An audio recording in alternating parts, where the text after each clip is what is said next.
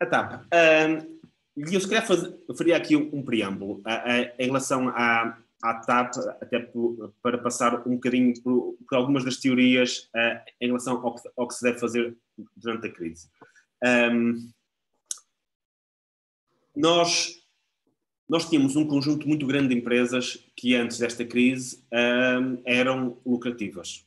Ou seja, que acrescentavam valor acrescentado ao país, que tinham valor acrescentado ao país, ou seja, que produziam mais do que os recursos que usavam.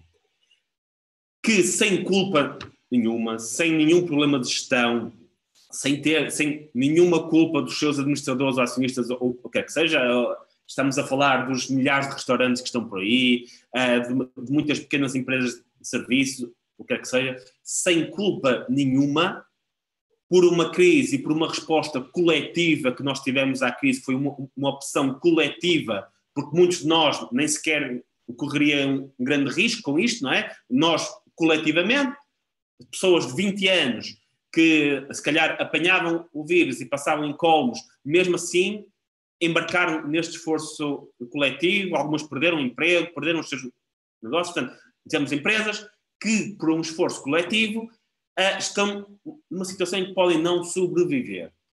E quando falamos de empresas pequenas e médias que não sobrevivem, o país perde capacidade produtiva. Porque se fecha uma fábrica têxtil ali em Famalicão, é muito provável que o edifício fique abandonado uns anos, que os funcionários que tinham um conhecimento muito específico acabem a fazer outra coisa, ou seja, que todo aquele capital de conhecimento que se formou ali, que desapareça. Isto é a extinção de capacidade produtiva e acontece quando pequenas e médias empresas desaparecem. Com as grandes empresas, isso já não é tanto assim. E nós temos um extraordinário exemplo, aliás, dois. Um que foi a PT. A PT, para todos os efeitos, faliu. Os acionistas perderam basicamente tudo, portanto, não faliu porque apareceu alguém à última da hora que impediu que aquilo falisse. Mas, de uma perspectiva dos acionistas, a PT deixou de ser a PT. Faliu.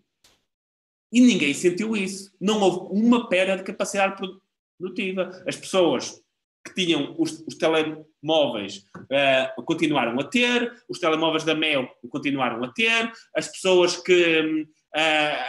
o edifício está lá a funcionar, portanto, houve mudança de acionistas, mas isso não aconteceu.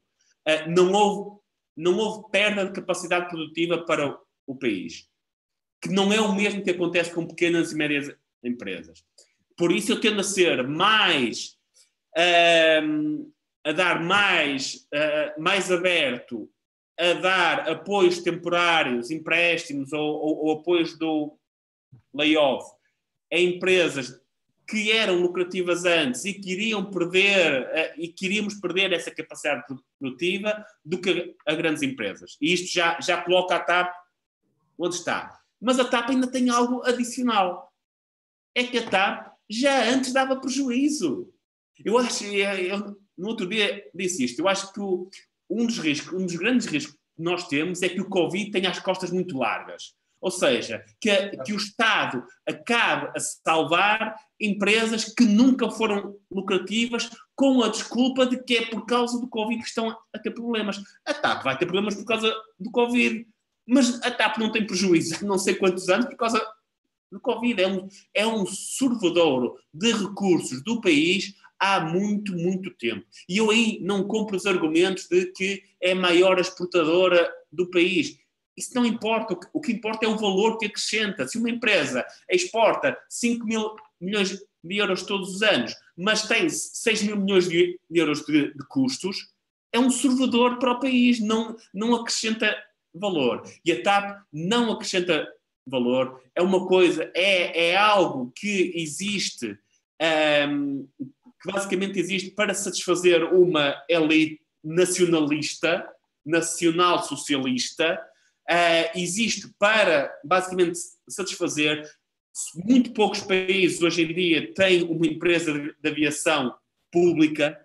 A TAP, no melhor período do turismo português, conseguiu ainda assim dar prejuízo, ou seja, quando é que a TAP alguma vez vai dar lucro? Não vai dar. Nós estamos, a TAP, no melhor período sempre do turismo português. As cidades estavam a abarrotar, toda a gente se queixava, turismo a mais, e a TAP continuava a dar prejuízo. Portanto, nem nessa perspectiva de, vamos injetar agora algum dinheiro e isto vai render no futuro, é que nem essa perspectiva temos.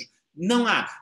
Para mim, é um claro não, e mais do que isso, eu acho que é insultuoso nesta altura em que tantas pessoas estão desempregadas, tantas pessoas estão no limiar da fome e da miséria, tantas empresas a falir, pessoas que eu conheço que têm pequenos negócios, que estão a hipotecar a casa para continuar a pagar salários, a ver alguém que sequer pense que é justo enfiar 1.000 milhões de euros numa empresa como a TAP, para assegurar algo que os outros países já não querem ter, para assegurar algo que seria facilmente, quer dizer, não se perderia capacidade produtiva. Os aviões, se a TAP falir, eles não pegam nos aviões e põem-nos ao lixo. As slots do aeroporto vão estar lá na mesma. Portanto, vai continuar a haver voos, totalmente melhor ainda. Isso olhando para o exemplo do que aconteceu na Hungria com a Malev. A Hungria deixou falir a sua empresa pública. Passado nada,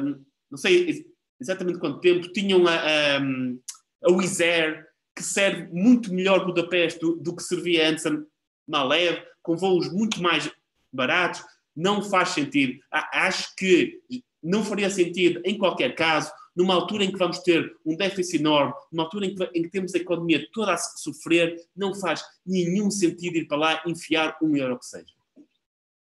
Muito bem, gosto muito de ver essa tua indicação, que partilha 100%. E imagino que não queiras comentar os outros argumentos que são dados de que é uma empresa estratégica, que é normalmente quando qualquer decisão de investimento e de nacionalização começa com o argumento é estratégico, quer dizer que vai custar muito dinheiro.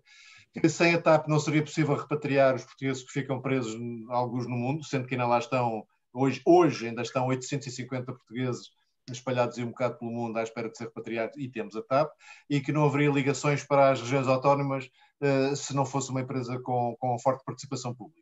Tudo isto muito rapidamente. Comento muito rapidamente. Para a primeira existe a Força Aérea, infelizmente, a Força Aérea ainda tem aviões para ir buscar portugueses se for preciso, portanto não há uma grande questão aí. Ter uma TAP pública é algo estratégico. Se é estratégico, então mais de metade da Europa, que não tem uma companhia de aviação pública, devem ter uns problemas estratégicos brutais, porque não têm isso. E o terceiro argumento... as regiões autónomas. Quem sabe a forma como evoluiu o crescimento do turismo nos Açores, sabe que não foi por causa da TAP. Foi no momento em que liberalizaram as ligações aéreas aos Açores, foi aí que se revolucionou o turismo. Hoje existem aqueles subsídios que são dados e que a TAP brinca com esses subsídios porque sobe o preço dos voos, sabendo que as pessoas vão comprar na mesma porque alguém lhes paga para os ter. Quem serve hoje, efetivamente, quem contribuiu para o crescimento do turismo nas regiões autónomas foram as companhias aéreas low cost, que trouxeram muitos mais turistas. Para as ligações internas, que aceito, entre ilhas, por exemplo, que aceito que não sejam rentáveis, ficaria muito mais barato concessionar ligações a um operador privado qualquer do que estar agora a enfiar de 4 em 4 anos, enfiamos centenas de milhões de euros na TAP. Não faz sentido. É um luxo elitista querer continuar a enfiar dinheiro das pessoas, dos contribuintes, das empresas, numa empresa como a TAP.